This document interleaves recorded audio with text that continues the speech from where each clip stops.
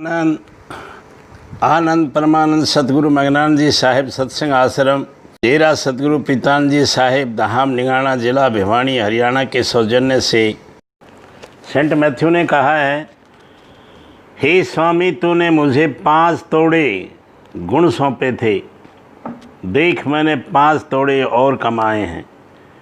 उसके स्वामी ने उससे कहा कि धन्य है अच्छे और विश्वास योग सेवक, तू थोड़े में ही विश्वास योग रहा, मैं तुझे बहुत वस्तुओं का अधिकारी बनाऊंगा, अपने स्वामी के आनंद में संभागी हो।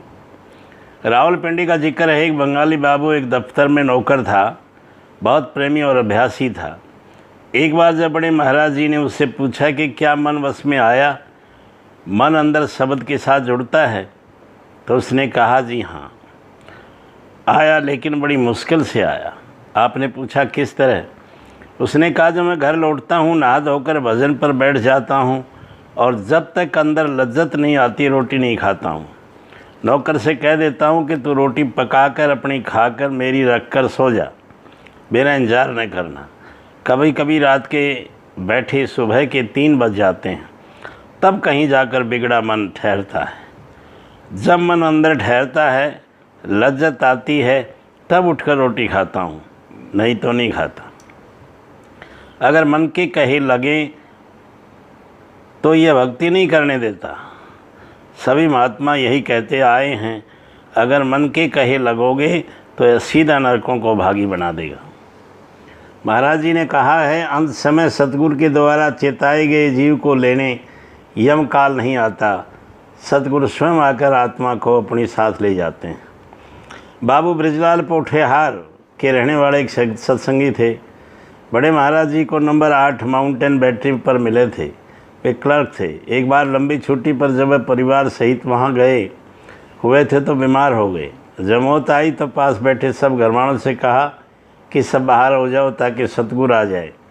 जब सब बाहर हो गए तो सतगुरु आ गए।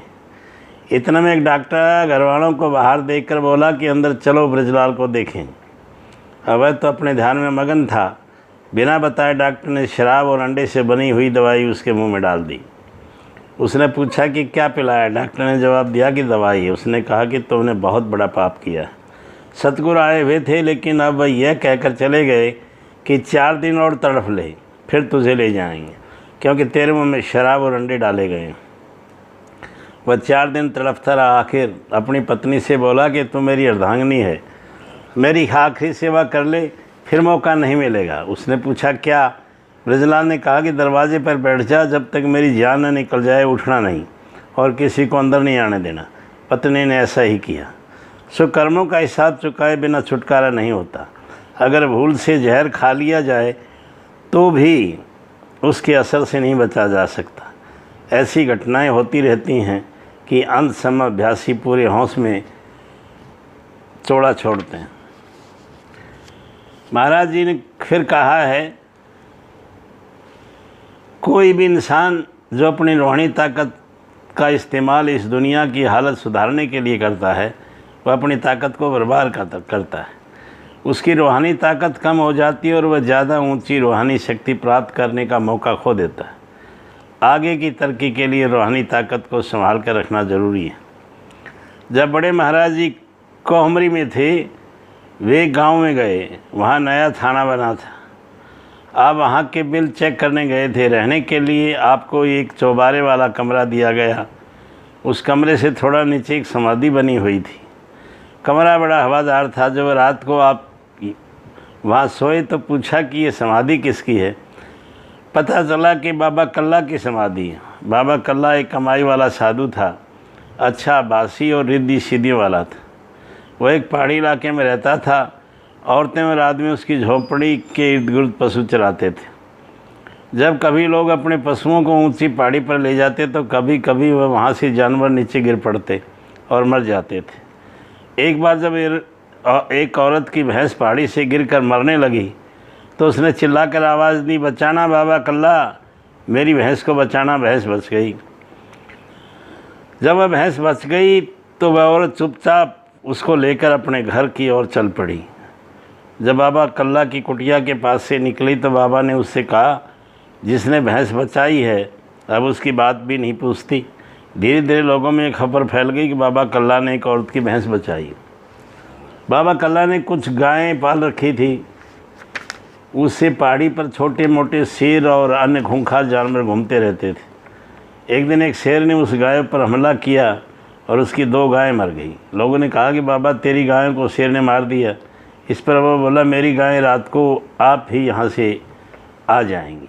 जब शाम हुई वहीं से तवज्जो का पुकारा, दुड़ू दुड़ू। उस वक्त गाय आ गई और शेर मर गया।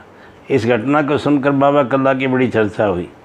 लेकिन जब उसकी मौत आई तो उसे बहुत तकलीफ़ हुई, क्योंकि जो कमाई थी वह उसे करामातों में गंवा दी थी। पास में कुछ नहीं बचा था। उसका एक गुरु भाई था जो हमेशा चुप रहता था। कमाई वाले लोग मालिक की रज़ा में रहते हैं। जब वो उसके पास आया तो बोला, तुझे कौन कहता था कि गाय भैंसों को जिंदा कर? तुमने करामातों में अपनी कमाई नष्ट कर दी, अब भुगत। इसलिए मन को काबू में रखो। कमाई को रिद्धि सिद्धि में खर्च न करो, उसमें फ़ायदा है। जो कमाई वाले महात्मा होते हैं वह मालिक की रज़ा में राज़ी रहते हैं और कहते हैं जो उसकी मौज। महाराज जी ने फिर कहा है, अगर कोई इस दुनिया से खुशी खुशी मर कर जाता है तो केवल शब्द का अभ्यासी ही। दुनिया के बाकी सब लोग बादशाह से लेकर गरीब तक रोते हुए ही जाते हैं।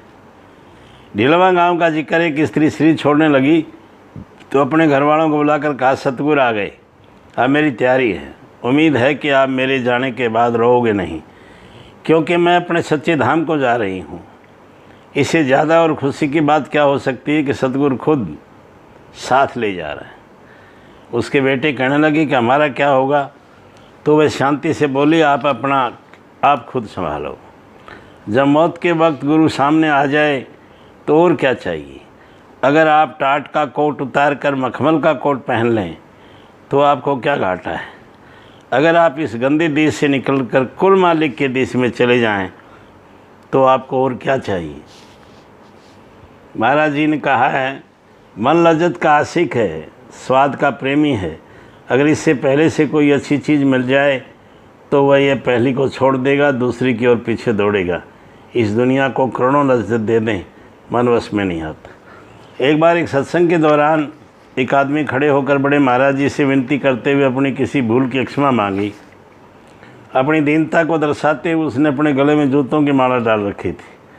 बड़े महाराज जी ने उससे पूछा कि शरीर को सजा देने का क्या फ़ायदा, अगर असली मुलज़िम मन आज़ाद घूमता फिरे। अपनी बात को स्पष्ट करने के लिए आपने ये कहानी सुनाई। एक स्त्री ने एक बकरा और एक बंदर पाल रखा था। उन दोनों को उसने घर में बांधा हुआ था। एक दिन उसने बड़े प्रेम के साथ खाना बनाया और दही लेने के लिए बाज़ार चली गई।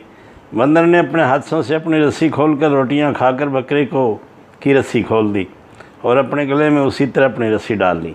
जब वह स्त्री वापस आई तो देखा कि खाना नहीं है, बकरा खुला फिर रहा है। लगी बकरे को मारने। कोई सज्जन ये सब देख रहा था। उसने कहा कि यह बकरा बेकसूर है, सारा कसूर उस बंदर का है। सो अपनी कामना पूरी करने के लिए मन रूपी बंदर सब कुछ कर लेता है। असली कसूर तो मन का होता है, लेकिन सज़ा बेचारे शरीर को भुगतनी पड़ती है। आनंद आनंद।